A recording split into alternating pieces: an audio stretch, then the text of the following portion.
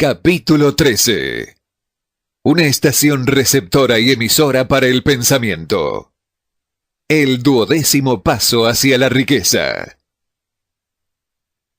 Hace más de 20 años, el autor, que entonces trabajaba con el ya fallecido Dr. Alexander Graham Bell y con el Dr. Elmer R. Gates, vio que el cerebro humano es tanto una estación receptora como emisora para la vibración del pensamiento.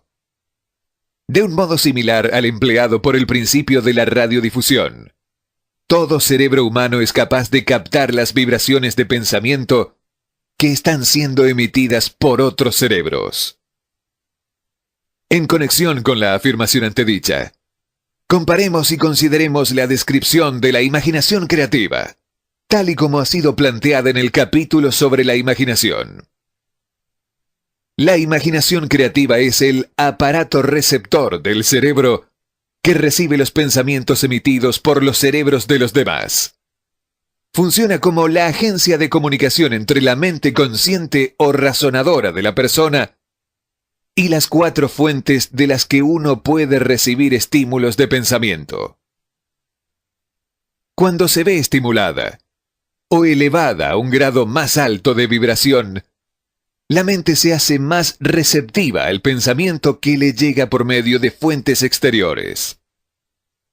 Este proceso de elevación surge a través de las emociones positivas o también de las emociones negativas. Las vibraciones del pensamiento se pueden incrementar a través de las emociones. Las vibraciones de una velocidad extremadamente alta son las únicas recogidas y llevadas por el éter de un cerebro al otro. El pensamiento es energía que viaja a una velocidad sumamente alta de vibración. El pensamiento que ha sido modificado o mejorado por cualquiera de las principales emociones vibra a una velocidad mucho mayor que el pensamiento común. Y es este tipo de pensamiento el que pasa de un cerebro al otro, a través de la maquinaria de transmisión del mismo cerebro humano. La emoción del sexo encabeza la lista de las emociones humanas, al menos en cuanto a su intensidad y fuerza impulsora se refiere. El cerebro que ha sido estimulado por la emoción del sexo funciona a mucha más velocidad que cuando esa emoción está inactiva o ausente. El resultado de la canalización del sexo es el aumento del pensamiento hasta un nivel tan alto que la imaginación creativa es muy receptiva a las ideas. Por otro lado, cuando el cerebro trabaja a una velocidad rápida, no solo atrae pensamientos e ideas emitidas por otros cerebros, sino que proporciona a los propios pensamientos ese mismo sentimiento, que es esencial para que el subconsciente intercepte los pensamientos y actúe con ellos. Así, verá que el principio de la transmisión es el factor a través del cual usted mezcla el sentimiento o emoción con sus pensamientos y los pasa a su subconsciente. El subconsciente es la estación emisora del cerebro a través del cual se emiten vibraciones de pensamiento. La imaginación creativa es el aparato receptor por medio del cual se interceptan las energías del pensamiento.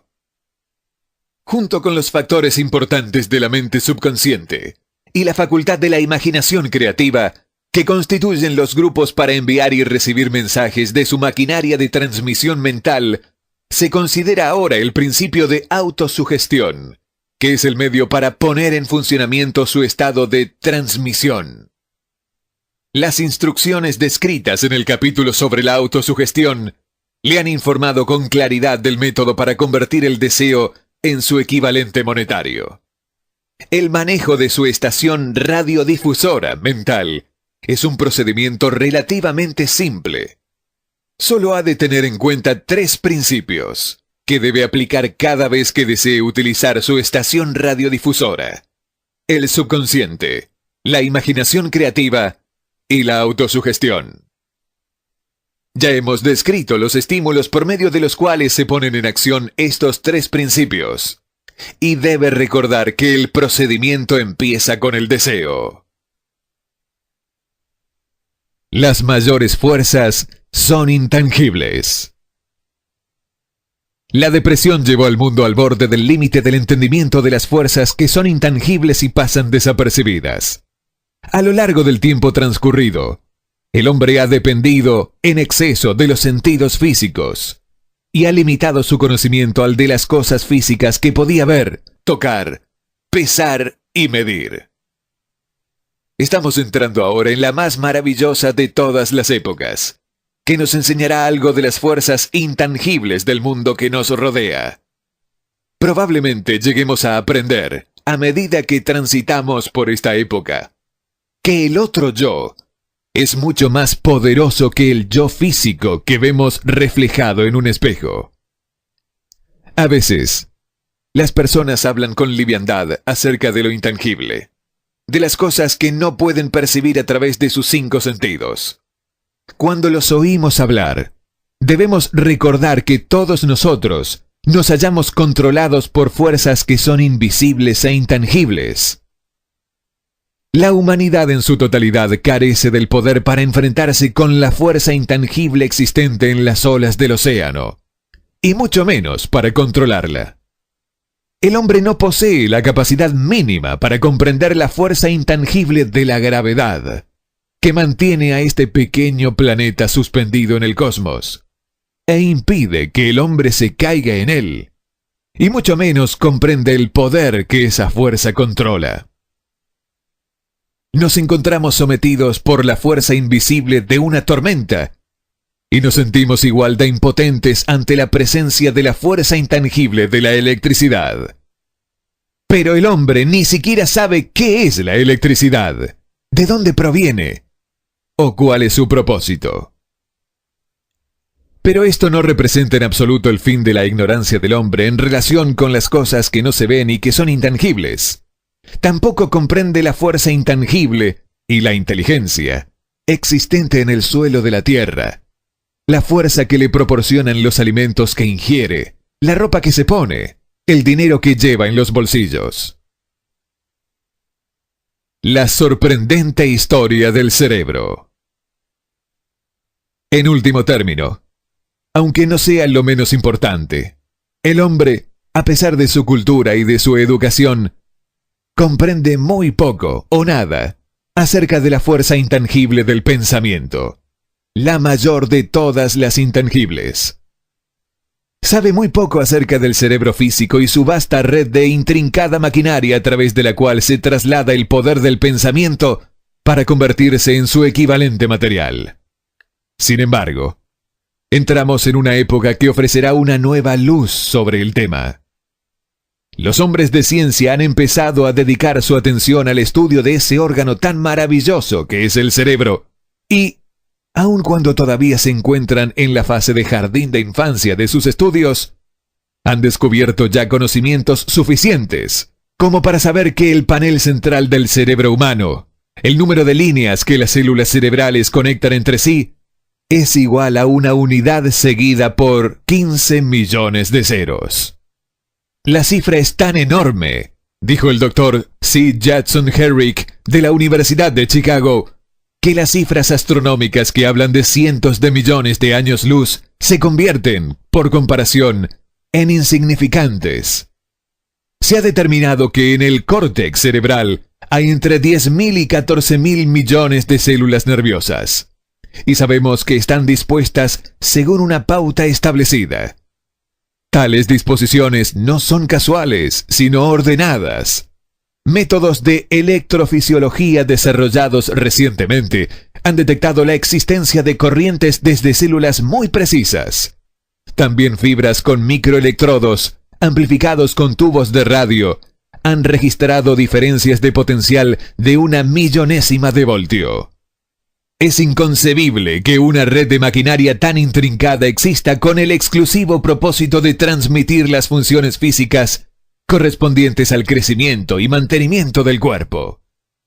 ¿Acaso no parece posible que ese mismo sistema, que da a miles de millones de células cerebrales los medios para comunicarse entre sí, proporcione también los medios de comunicarse con otras fuerzas intangibles? El New York Times publicó una editorial explicando que una gran universidad y un investigador inteligente en el campo de los fenómenos mentales están llevando a cabo una investigación organizada a través de la cual se ha llegado a conclusiones descritas en este capítulo y en el siguiente. El editorial hace un breve análisis del trabajo llevado a cabo por el Dr. Rhine y su equipo de asistentes de la Universidad Duke. ¿Qué es la telepatía? Hace un mes, en estas páginas citamos algunos de los notables resultados alcanzados por el profesor Rhine y su equipo en la Universidad Duke, a partir de más de 100.000 pruebas realizadas para determinar la existencia de la telepatía y de la clarividencia. Estos resultados fueron resumidos en los 2 primeros artículos publicados en la revista Harper's. En el segundo de ellos, que ha sido publicado ahora, su autor, E.H. Wright, intenta sintetizar lo que se ha aprendido, o qué parece razonable inferir, en relación con la exacta naturaleza de estos modos de percepción extrasensorial. Como resultado de los experimentos del profesor Rhine, algunos científicos ahora creen que es muy probable la existencia de la telepatía y de la clarividencia. A varios perceptores se les pidió que citaran tantas cartas de un mazo como pudieran, sin mirarlas y sin tener acceso sensorial alguno a ellas. Se descubrió a un puñado de hombres y mujeres capaces de reconocer con regularidad y corrección tantas cartas que no había una sola posibilidad entre 1.000.000 de millones de que hubiera ocurrido así por casualidad. Pero, ¿cómo lo hicieron? Estos poderes, en el supuesto de que sean reales, no parecen ser sensoriales. No se conoce la existencia de ningún órgano que lo justifique. Los experimentos funcionaron bien no solo en la misma habitación, sino incluso a distancias de varios centenares de kilómetros. En opinión del señor Wright, estos hechos eliminan también el intento de entender la telepatía o la clarividencia con el uso de teorías físicas aplicadas a la radiación. Todas las formas conocidas de energía radiante disminuyen de forma inversamente proporcional al cuadrado de la distancia recorrida. Pero eso no sucede ni con la telepatía, ni con la clarividencia. No obstante, difieren por causas físicas, del mismo modo que nuestros otros poderes mentales. En contra de una opinión muy difundida, no mejoran cuando el perceptor se haya dormido o adormecido, sino que, al contrario, aumentan cuanto más despierto y alerta está. Rhine descubrió que un narcótico disminuye el nivel de aciertos de un perceptor, mientras que un estimulante siempre lo aumenta. Al parecer, el perceptor más fiable no puede alcanzar una buena puntuación a menos que intente hacerlo lo mejor que pueda. Una de las conclusiones a las que Wright llega con cierto margen de confianza es que la telepatía y la clarividencia son un mismo y único don. Es decir, la facultad que permite ver un naipe que está boca abajo sobre una mesa parece ser la misma que le permite leer el pensamiento que reside en otro cerebro. Hay varios motivos para creer esto. Por el momento, por ejemplo, estos 2 dones se han descubierto en toda persona que disfruta de uno de ellos. En todas esas personas, ambos dones han sido de un vigor igual y casi exacto. Las pantallas, las paredes, las distancias no tienen el menor efecto sobre ninguno de ellos. A partir de esta conclusión, Wright se atreve a exponer lo que, en su opinión, no es más que un simple presentimiento, en el sentido de que también otras experiencias extrasensoriales pueden formar parte de la misma facultad, como los sueños proféticos, las premoniciones de calamidades y otras facultades similares. Al lector no se le pide que acepte ninguna de estas conclusiones, a menos que le parezca necesario hacerlo. Pero las pruebas que Rhine ha recopilado siguen siendo impresionantes. ¿Cómo reunir mentes para un trabajo en equipo? A la vista del anuncio del Dr. Rhine, en relación con las condiciones bajo las que la mente responde con respecto a lo que él denomina modos de percepción extrasensorial.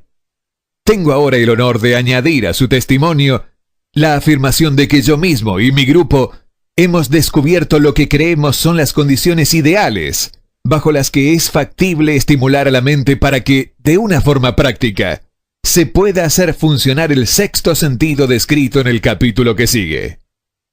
Las condiciones a las que me refiero consisten en una fuerte alianza de trabajo entre dos miembros de mi equipo y yo. Gracias a la experimentación y la práctica, hemos descubierto cómo estimular nuestras mentes, mediante la aplicación del principio utilizado en relación con los consejeros invisibles, descritos en el capítulo siguiente, de tal modo que, por medio de un procedimiento de fusión de nuestras mentes en una sola, podemos encontrar la solución a una gran variedad de problemáticas personales presentados por mis clientes. El procedimiento es muy simple. Nos sentamos ante una mesa de conferencias. Exponemos con claridad la naturaleza del problema que hemos de considerar y a continuación empezamos a hablar de él. Cada uno de nosotros contribuye con aquello que se le ocurre. Lo más extraño de este método de estimulación mental es que sitúa a cada uno de los participantes en comunicación con fuentes de conocimiento desconocidas claramente, situadas al margen de nuestra propia experiencia. Si usted comprende el principio descrito en el capítulo sobre el equipo de trabajo, reconocerá sin lugar a dudas el procedimiento de mesa redonda descrito aquí como una aplicación práctica del trabajo en equipo. Este método de estimulación mental, a través de una discusión armoniosa de temas concretos, realizada entre tres personas, ilustra el empleo más sencillo y práctico de lo que es el trabajo en equipo. Al adoptar y seguir un plan similar, cualquier estudiante de esta filosofía puede entrar en posesión de la famosa fórmula Carnegie, brevemente descrita en la introducción. Si eso no significó nada para usted en el momento de leerla, marque esta página para continuar luego la lectura y vuelva a leer la introducción en cuanto haya terminado este capítulo. La depresión fue una bendición camuflada. Redujo al mundo entero a un nuevo punto de partida que le da a cada persona una nueva oportunidad. La escalera del éxito nunca está atochada en lo más alto.